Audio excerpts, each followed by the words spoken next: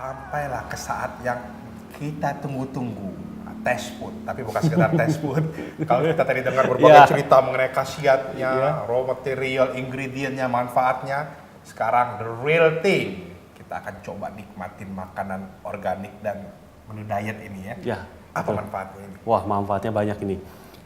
Ini menu seimbang, gizi seimbang. Ada karbohidratnya, ada serat-seratnya, ada proteinnya, ada lemaknya. Nah, yang pertama ini ada seratnya. Buat kita pakai brokoli. Pakai brokoli ini bagus sekali buat nurunin lemak. Ya. Kedua, orang Indonesia paling suka goreng-gorengan. Ini kita pakai gorengan. Ada lemaknya berarti ya. Ada lemaknya, tahunya. Dan prosesnya juga caranya membuatnya khusus dan kita pakai minyaknya canola yang bisa nurunin kolesterol. Ini ada ikan. Nah, ikan dipanggang. Ikan dipanggang dan dipakai sausnya saus nanas. Ini semuanya bahan-bahannya nih organik nih, sama nasi organik 200 gram. Jadi ini seimbang buat kita. Kalau kita jaga makanan segini buat Pak Tito juga, kira-kira berat badannya bagus terjaga, brokolinya bisa bantuin bakarin lemak pelan-pelan. Nah, satu hal saya ingin bertanya pada Bung Zaldi. Kalau saya lihat porsinya ini enak sepertinya, cuman pertanyaan saya mungkin juga pemirsa lihat pertanyaannya, apa ia bisa kenyang dan apa ia cukup kalori gitu ya.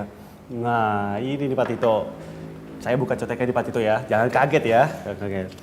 Ini ternyata sama ahli gizi ditulis Pak, kalorinya udah 675 kalori Pak. 675 kalori per serve kayak gini, pasang gini. Iya, betul. Artinya kalau saya sehari makan 3 kali, 3 kali gini udah hampir 2000 ya? Iya, 2000 kalori. 2000 kalori dikit. Ya. Artinya apa? Udah cukup ya? Udah cukup buat kita. Buat Anda udah cukup. Jadi selama ini saya ada kecenderungan untuk makan lebih menurut betul. Keilmuan gitu. Iya, menurut keilmuan udah makan lebih. Jadi pemirsa ada jangan kaget walaupun makanan segini karena dibuat berimbang. Betul. Sehingga bisa cukup ya. Dan ini udah lengkap vitamin-vitaminnya. Vitaminnya cukup dengan kondisi yang untuk vitamin A, C, B sudah cukup. Jadi udah ideal. Udah ideal, betul. Wah, pertahankan makan seperti ini will make me live longer. Iya. Tapi ngomong-ngomong, saya juga tertantang juga manfaatnya oke, tapi rasanya oke nggak? Nah, saya cicipin. Nanti saya kasih tahu pemirsa rasanya gimana. Oke? Yuk, mari makan pemirsa. Kita lihat manyus nggak nih? Kita ambil yang katanya ada fatnya, gorengan yang canola ya. Luar biasa. Tidak kalah gurih ya. Tidak kalah gurih. Dengan minyak-minyak goreng yang saturated. Wah, betul. Nah, kemudian ini kita ambil. Justru bisa nurunin lemak lagi ya. Nurunin lemak lagi. Iya. Waduh, ini kita coba lihat ikannya. Saus nanas emang tiada duanya. Dan yang terakhir, kita harus makan serat yang bisa nurunin kolesterol dan kadar lemak dalam darah ya. Jadi, apa lagi yang akan Anda tunggu? Tata hidup Anda, tata pola makan Anda, ukur yang benar, dan kalau Anda menghadapi problem dalam hal itu, dapat menghubungi My Meal Catering.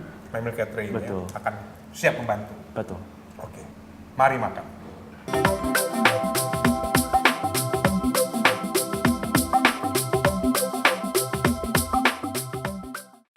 Pemirsa, di penghujung acara, Bung Zaldi telah berjanji kepada saya untuk berbagi tips dengan Anda mengenai diet. Oke, falsafah diet itu ada yang mengatakan begini, saya takut diet karena diet itu suka bikin sengsara, bikin lemes, sampai ada yang bikin sakit mah dan lain sebagainya. Apa benar itu? Bukan, tidak benar. Karena diet yang benar, yang sehat itu tidak membuat badan lemes, melainkan badan lebih sehat dan lebih bugar. Lebih sehat, dan itu tujuan diet seharusnya. Tujuan diet, betul. Nah, bagaimana apa yang perlu kita perhatikan dalam berdiet itu lalu supaya bisa nggak lemes, malahan tambah seger atau tambah lincah, kan begitu ya? Ya, caranya adalah satu, jangan skip makanannya. Jadi tetap harus makan 5 kali, 3 kali makan, 2 kali snack. Kalau saya mengatakan saya nggak makan malam, nggak benar dong artinya? Nggak benar juga. Karena kalau kita nggak makan, kita skip makannya, gula darah tubuh kita akan turun, selalu drop begitu, sehingga tubuh itu akan merespon minta makanan banyak. Jadi kita makan banyak, tubuh juga hanya bisa serap sedikit, nggak semuanya. Akhirnya kelebihan itu disimpan lagi jadi lemak, bukannya turun lemak tapi naikin lemak. Oke, jadi tubuh itu memiliki daya serap juga ya, nggak bisa betul. makan banyak langsung diserap semua, nggak bisa, malah jadi bisa. tabungan Nah, nanti tabungannya lagi, malah tambah banyak. Tambah banyak lagi. Nah, Ada juga yang mengatakan begini bahwa kalau saya diet, nanti yang hilang otot atau lemak ini itu bagaimana? Nah, kalau diet yang benar itu lemaknya yang harus hilang. Lemak harus Lebih hilang. tidak, bukan hilang. Jadi turunkan lemaknya lebih Ya. jelasnya. Terus hidrasinya harus naik, Oke, proteinnya harus naik. oke.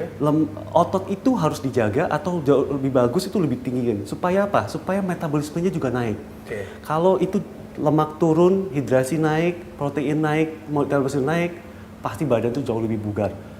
Berat badan turun, badan lebih bugar, lebih sehat. Oke. Itu yang benar.